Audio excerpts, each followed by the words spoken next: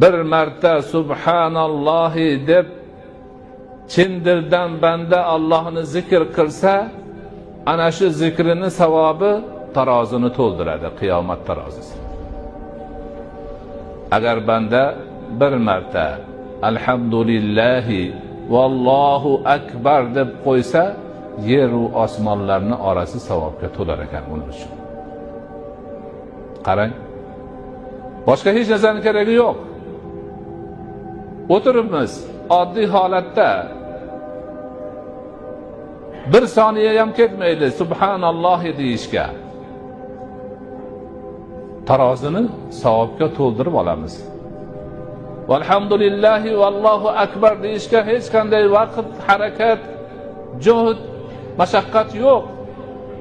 Savob to'la. To'lganda ham osmonlar va yerni orasi to'la.